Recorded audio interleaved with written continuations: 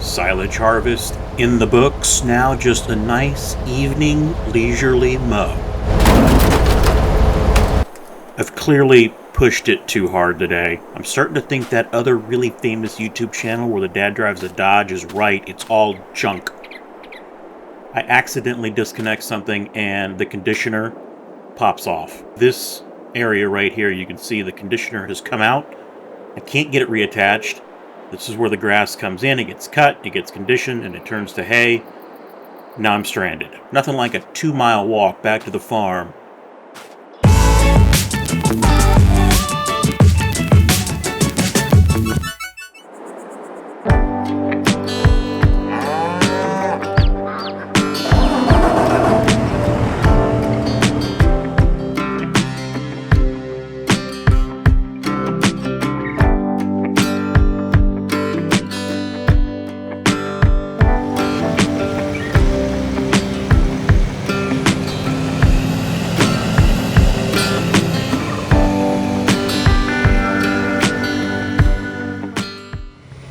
Well, good morning, everyone. I hope you're having a great day. I'll be honest, last night I got back to the shop and I just called it.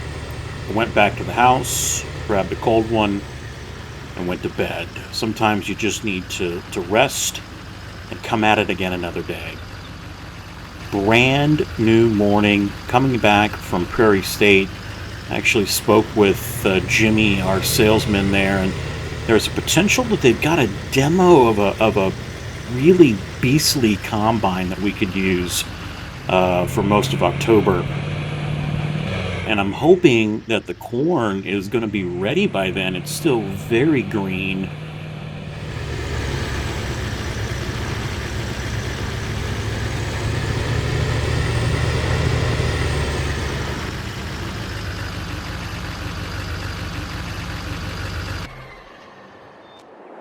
Now, Meg was out earlier doing morning chores, feeding the animals while I ran into town, and I made a huge mistake. I didn't bring any donuts or pastries or coffee.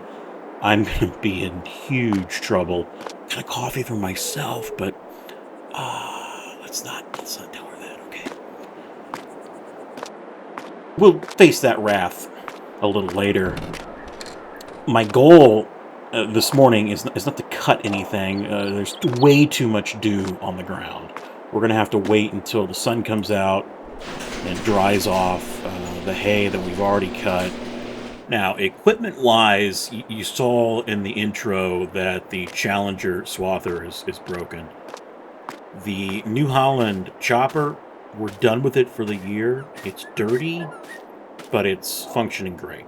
No issues whatsoever. For harvest, combines are in great shape.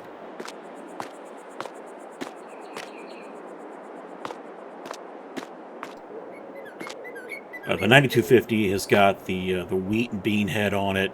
We had a minor issue while inspecting it. There was a couple of hydraulic lines that had, I don't know if something in the field got thrown up by the tire, but there was a little bit of the outer hose that had some cuts in it, so we did replace those. Colossus is perfect, basically brand new. Everything is ready to go. And you heard me also mention that our salesman at Prairie State said we could potentially get a demo for October. Now, the way this usually works, if you are a very, very high volume farm or you're very, very famous in social media, you can get demos from time to time and you can have them for extended periods. So this is really a rarity for us. It's such a small channel. We've got a big farm, but the salesman said we kind of had to fix our ratio. We've got a lot more green than we do red. And apparently John Deere has got something called the X9 Reaper, a Reaper series that will be out for 2024 model year. I think it might have been shown off at the Farm Progress show last month. So we're kind of excited for that. If we do get it, we're probably get a couple of demo hours and we'll put it to work in the field. But I don't want to get too ahead of myself because we've still got things to do on the farm. chores might be done, but I've got to figure out what our solution is going to be for this Challenger because we've got grass to cut and hay to bale. The first option would be just to call Prairie State, have them come out, take a look at it, potentially haul it away. I like to work on things, so I'm going to grab the ram and hook up to the gooseneck.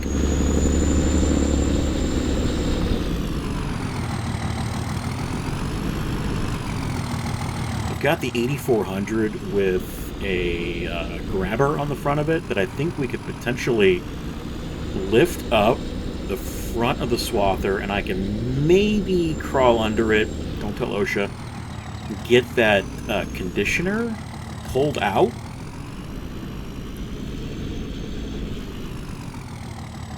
This gooseneck does have a winch on it, and, you know, if all else fails, we'll just winch it up onto the trailer and then get it over to the shop, or have Prairie State look at it.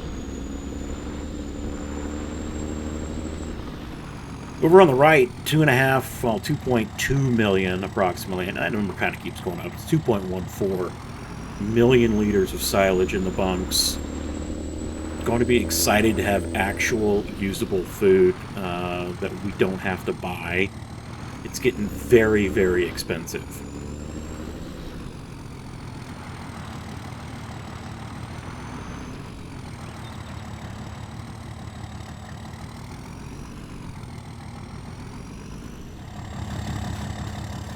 So again, this is my thought. I have no clue if this will be successful or not, but I've got this Green Systems.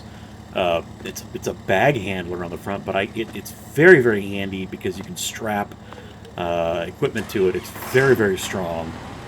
I think this might allow me to get just enough of the front end lift up that I can get that conditioner out. It's fairly small.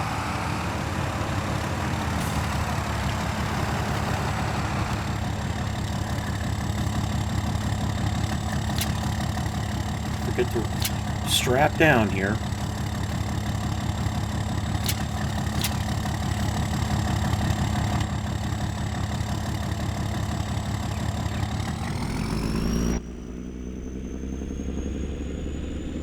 Look at the back way behind the main heated shop. You can see all the corn silage cut, or I should say the corn cut, and I was working on this field right here. It's got a perimeter, a ribbon around it of grass. And wouldn't you know it, I get to the furthest end of the field when everything goes south.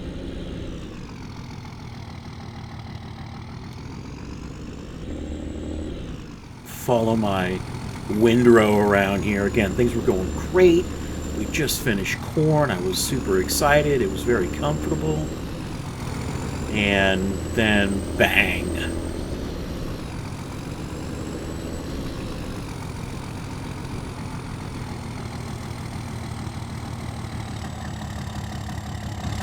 I have no clue if this is going to work, folks.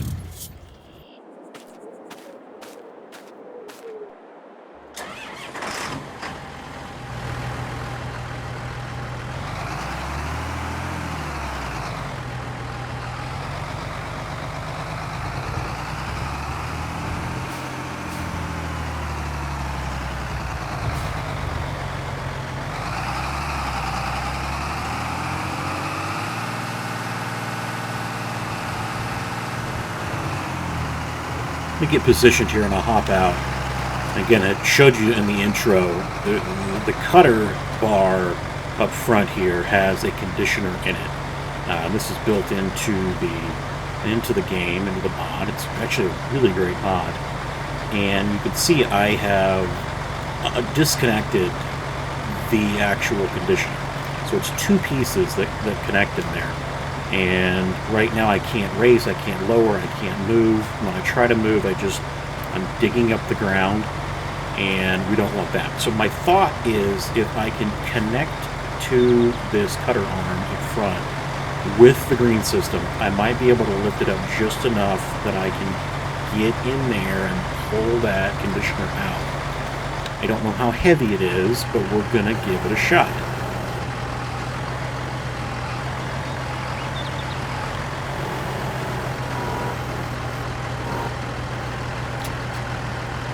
Alright, we're connected. We'll lift up here. Nice and slow, not too... I don't want to break anything. Yes. Now I think if I get out, and I very quickly... Are we okay? Yeah, we're okay. I can just maneuver under here really fast. Pull this. Yes. Aha! Now let's lower it and see if I've got... I don't know if I've unkinked the hose or whatever. Nice and slow, we'll drop it down.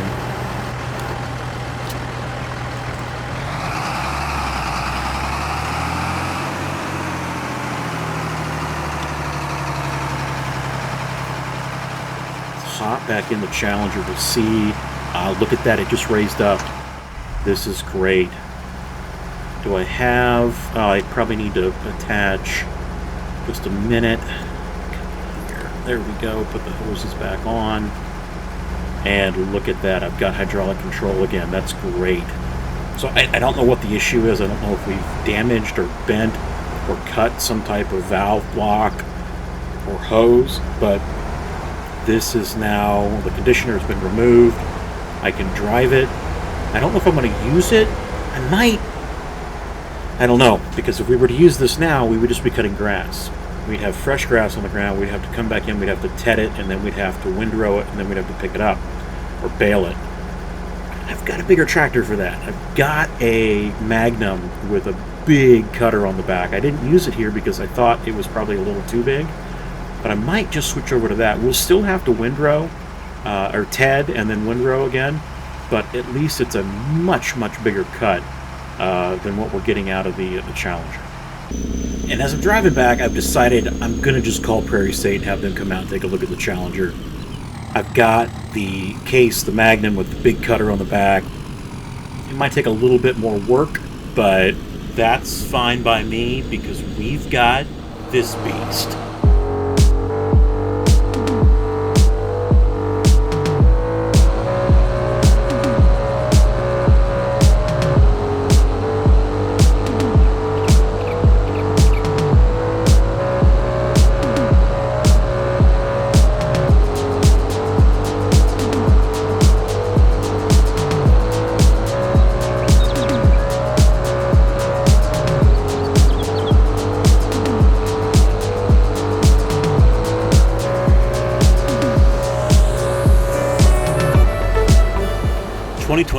Case Magnum 380 with some German, I believe, cutter on the front and the back, massive width. We'll take this grass down very, very quickly. The only downside, we will need to come in with a tedder, and we will need to bring the rake in, get the rows set back up, but that's okay because this thing is fast.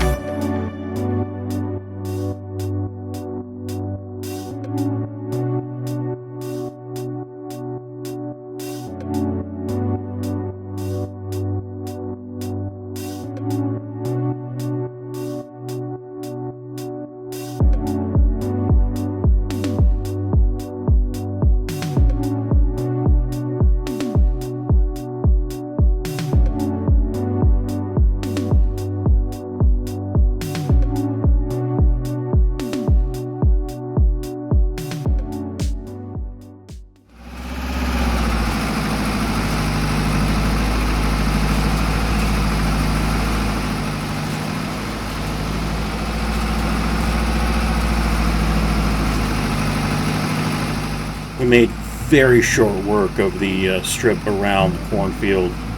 Now, unfortunately, I've got to go from a massive Case Magnum to a 5403 John Deere, tedding up this grass to turn it into hay.